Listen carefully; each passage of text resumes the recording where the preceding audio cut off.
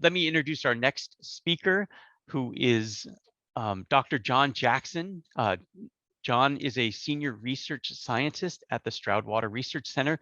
John's research interests span a variety of applied and basic subjects, including population and evolutionary ecology of stream insects, the role of abiotic and biotic processes in determining the structure and function of stream assemblages, energy and nutrient exchange within streams and between streams and their surrounding watersheds, and benthic monitoring and water quality assessments. Specific projects that John has worked on explore these research interests spanning both temperate streams and rivers as well as tropical streams. So it is a pleasure to have John speaking with us today and talking about the Clean Water Act at 50 and an assessment of how have we done. So thank you, John, and welcome. Welcome. Thank you very much for the very kind introduction. Today, I'm going to talk about our assessment, just a really brief assessment of what the Clean Water Act has or hasn't done. And this is going to be from my perspective. I'm going to take break that question into two. One is, have conditions improved or been maintained in the last 50 years? And then a second question, what are current conditions? Because in some ways, that's more important than whether we've seen improvement or not, is what are we looking at today? In other words, what's our next step? So let's look at the first question first. Have conditions improved or been maintained? And to give you the answer straight up, it's yes. This is a really positive thing that most people don't realize. They're not aware of the fact that the Clean Water Act has improved our waterways. You can see it, you can smell it, you can feel it. We don't talk in those terms. So let's talk about things that led to the Clean Water Act, like rivers burning. Well, we don't have rivers burning anymore. When you talk about pipe discharges, we're not seeing these filthy pipe discharges that characterize conditions before the Clean Water Act. If there's a success in the Clean Water Act, these permitted discharges have been cleaned up. We don't see as much of our stream water or our lake water colored or slimy or scuzzy.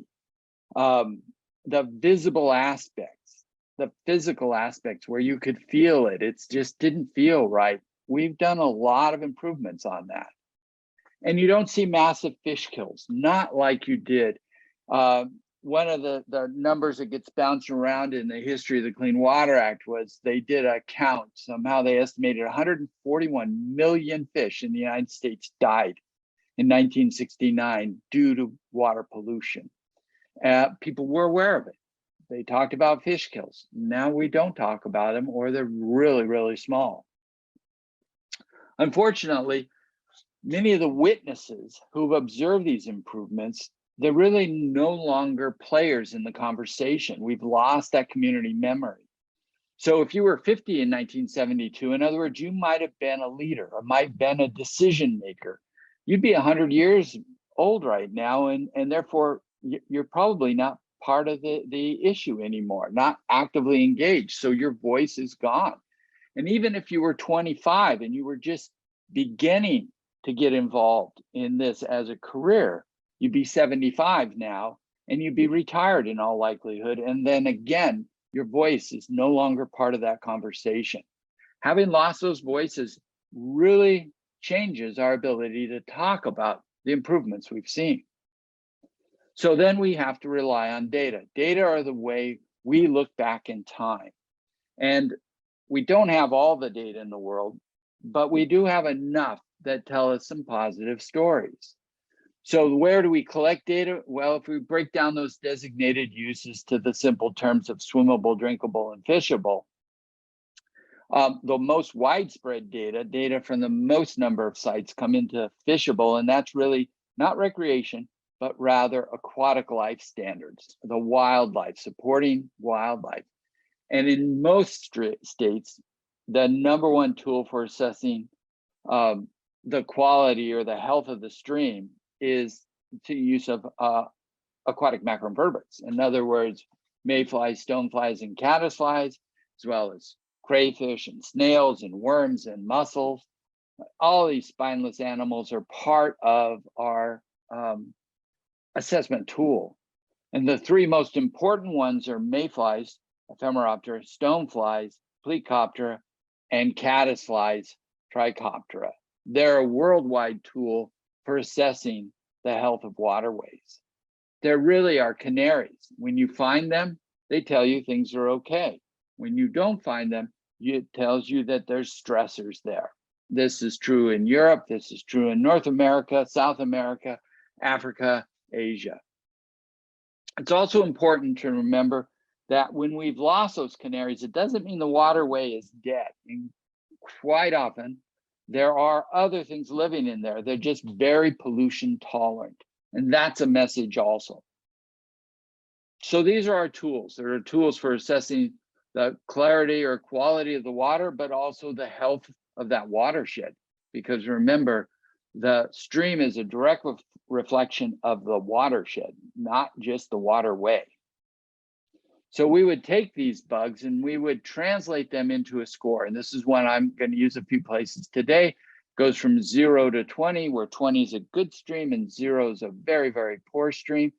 And on the x-axis here is just the number of pollution sensitive species. So a good stream is going to have 20 or 21 species. A fair stream is going to be about half of that, around 10. And a poor stream is going to be down here around 2 or 3. In fact, I've seen a few zeros, just not plotted here. So fair is a 50% loss of your pollution tolerant or your pollution sensitive species.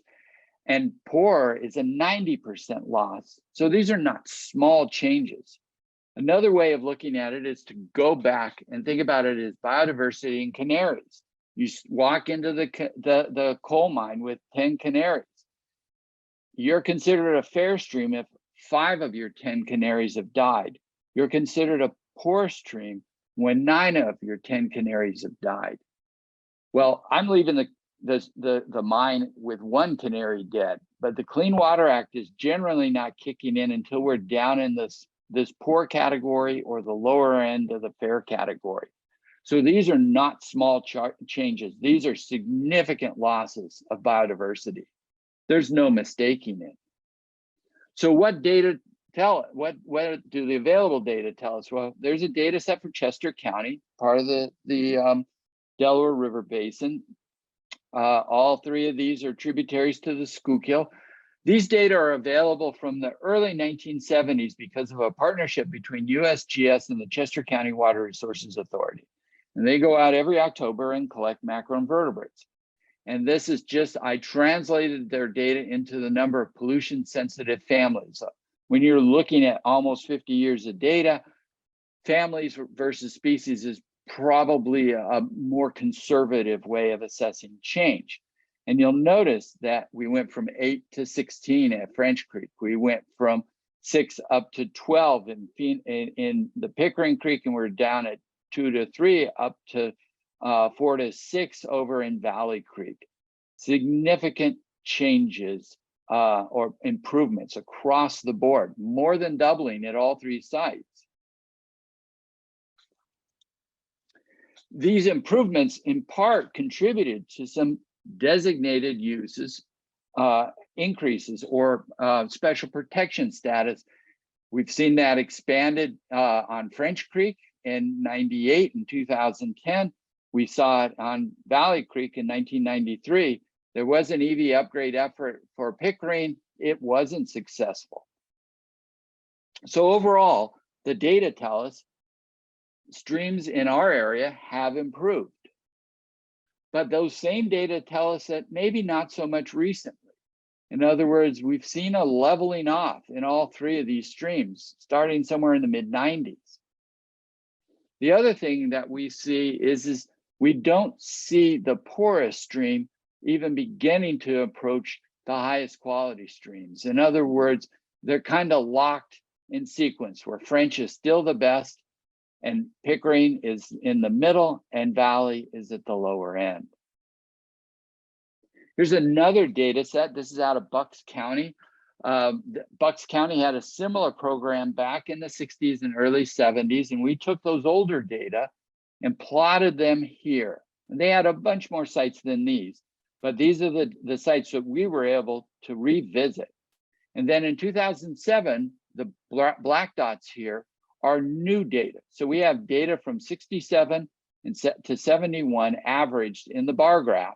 And then the dots are the new data. And you'll notice that in almost every case, we're equal to or better. So generally, there was an improvement.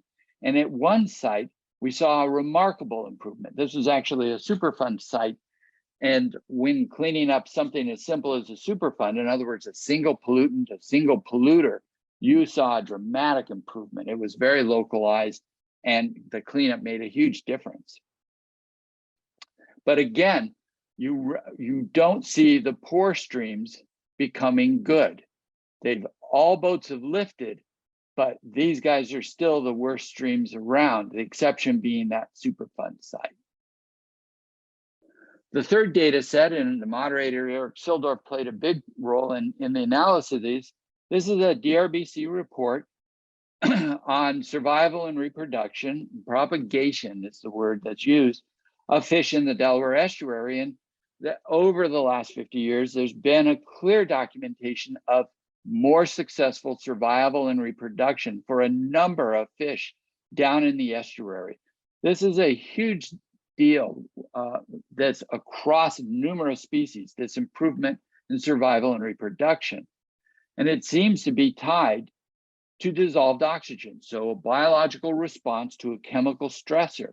This is dissolved oxygen at the Ben Franklin Bridge starting in the late 60s, very low in the 0s and 1s and 2 milligrams per liter. Whereas now in July, we're looking at averages that are 5 or 6 or sometimes as high as 7. The difference between 0 and 1 and 2 and 6 and 7 is the difference between survival and successful reproduction or not. So this is, again, is a positive story. So what do the data tell us? What do our eyes tell us? Conditions have improved. And also the good sites, we protected them. We have maintained some of those high quality streams. So what are the current conditions then overall in the broader picture? Well, I'm going to translate that into a Delaware River Basin question because those are the data I have the most sites for.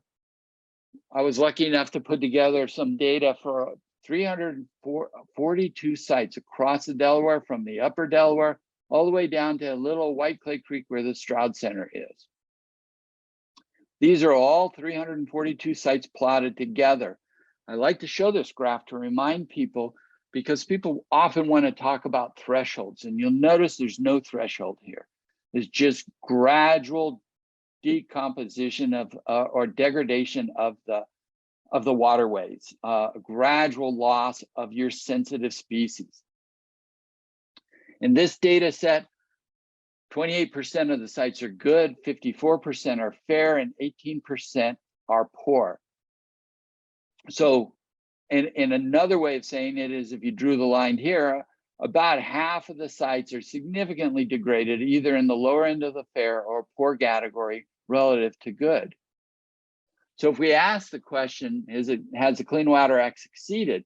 If you remember what the goals were and the timelines were, where we were hoping to have aquatic life standards, in this case, met by the 80s, that was revised with the 88 amendments, but still very ambitious. We'd see all these sites up here. So every one of these yellow and red sites is evidence that it hasn't met its goal, not on the timeline. The other data I showed you, though, is most boats have floated. We don't have 1972 data from all of these sites. We would have from only a few sites. But based on those few sites, it seems safe to assume that if we did, this red line represents where the streams were at, and everybody moved up. And right now, we're probably in the fair category, and we were probably somewhere down near the lower fair, maybe on average into the poor category back in 1972. So overall, what does it tell us? Where we at? Conditions have improved and been maintained, but currently we're only at the fair category. We still have a lot of work left to do. And a common question I'm often asked is, why aren't we seeing more streams delisted? Delisted means taken off the 303D list, no longer listed as impaired. Or at the very least, why aren't we seeing larger improvements? This is a very complicated question. Remember, we've dealt, and I think done very well with many of our permitted point sources, at least those that involve nitrogen and phosphorus and carbon. But there are other things out there. So my explanation is, first of all, we haven't been at this a long time. The Clean Water Act's only 50 years old. And in many cases, our most intensive focus on non-point source pollution has really been happening only in the last 20 or 25 years. Second thing is we have a lot of miles of impaired waterways. We have a lot of lands, a lot of landowners, a lot of activities that need to be addressed still. We haven't done enough. Third thing is in many cases, we're learning as we're flying the plane. We're building this thing. And some of what we've prescribed maybe didn't work the way we thought. It wasn't enough. It didn't address all the pollutants. It addressed minor ones instead of major ones. So we prescribed things, or the target changed. So wrong prescription. Last thing is there's a lot of stuff that we maybe just missed. We didn't have a lot of data in 1972. And even now, I mean, all of the talk now about road salt or forever chemicals is something that wasn't even on our radar.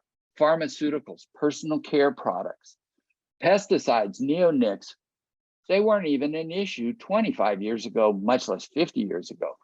So there are other stressors out there that maybe we haven't given enough attention to. So the things I'd like you to remember is, first of all, water quality or stream health has improved since 1972. You don't see problems, you don't smell problems, you don't feel problems the way people did when they were in contact with lakes and streams and rivers in 1972. In addition, we have measured those improvements in terms of changes in chemical parameters and changes in biological responses.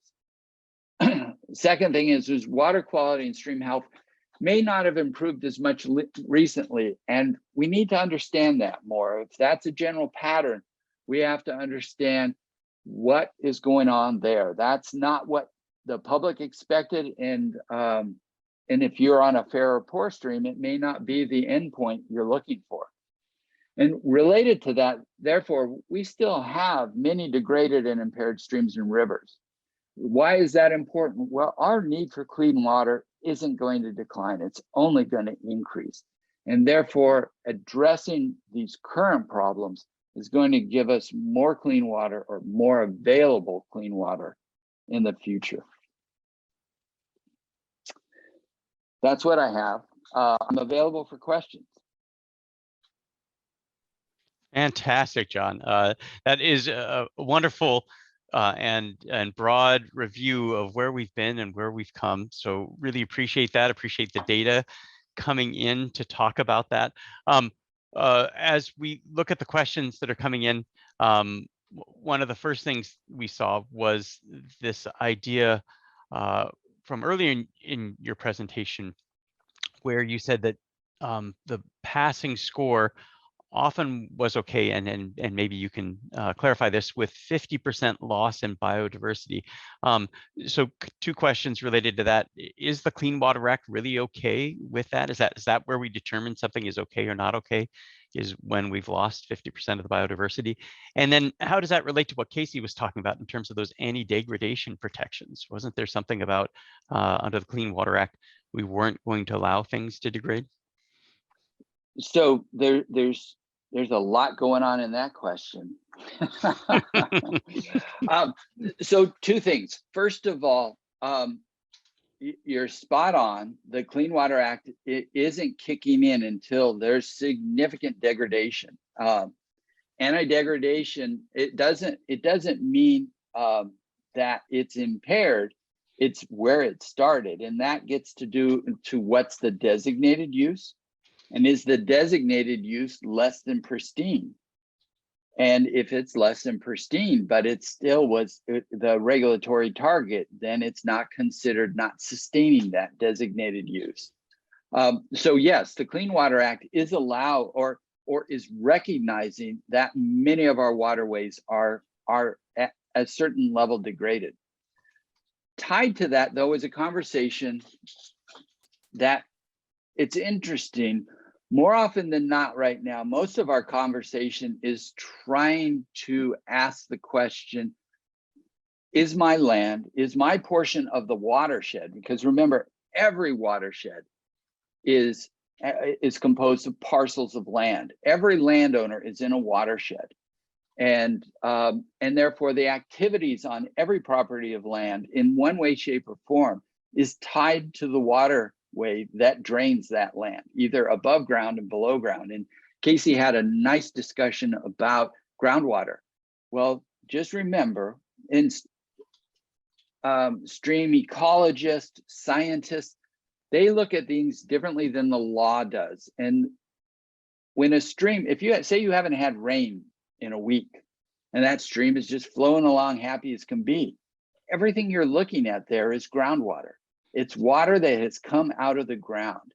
So though you can't pollute groundwater and then expect the stream to be running clear, because if in the absence of rain events, that stream is being fed by groundwater, and that groundwater is recharged by rainwater or snowmelt.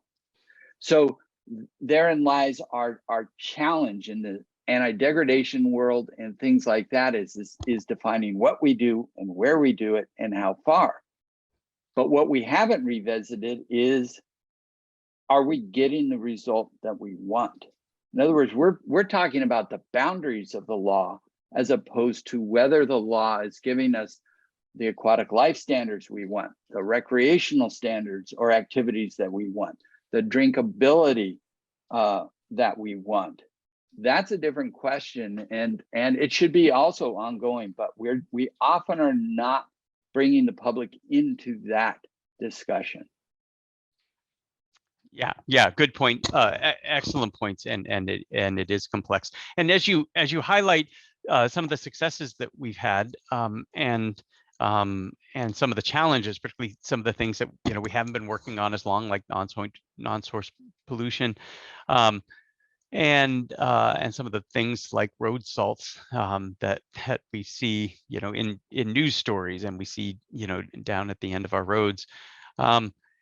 Can we do better? And this is a broad question. And are you hopeful that by addressing some of those challenges, that we're not just going to continue to see that curve flat over the next 25 to 50 years? Are we going to see those curves bend upward, or are we at the limits?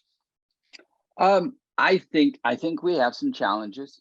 Our intensity of land and water use is not to be denied, and trying to produce pristine waters and use land and water intensely is going to be a challenge. But I also believe that in many cases, the things that are still stressing are things that maybe we haven't really worked that hard to improve.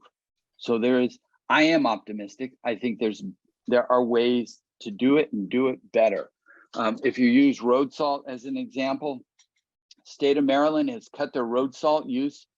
Maryland DOT, they've cut it by 50% by paying attention to what they're doing, quantifying what they're doing, and then using less. So I think that it's about applying a critical eye.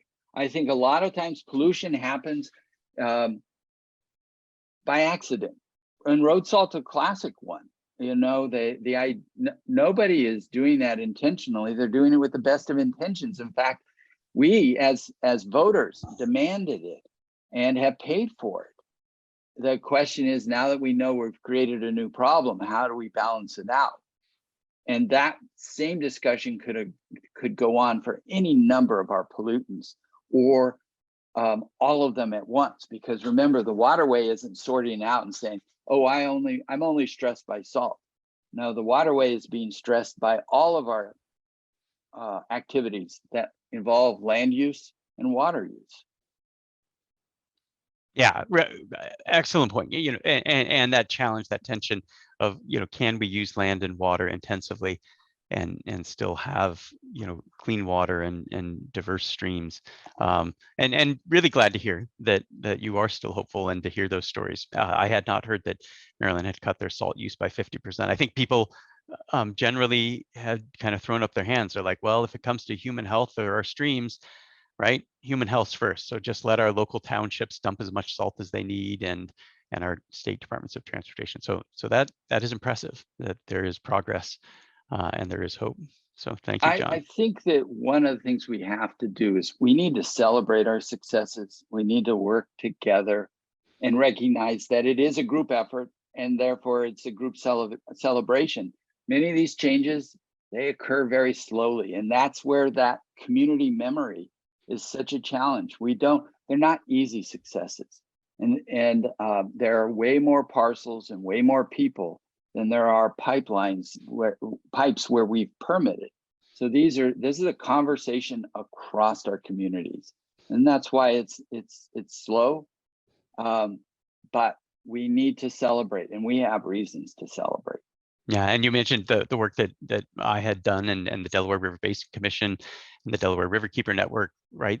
The estuary around Philadelphia and the mouth of the Schuylkill have improved significantly, and there's a proposal to improve it even further to get another 2 milligrams per liter of dissolved oxygen and try to make it so that striped bass are an everyday occurrence, and sturgeon, again, we see leaping out of the river like in decades past. So so it is worth celebrating, but continuing to push those limits and ask for better.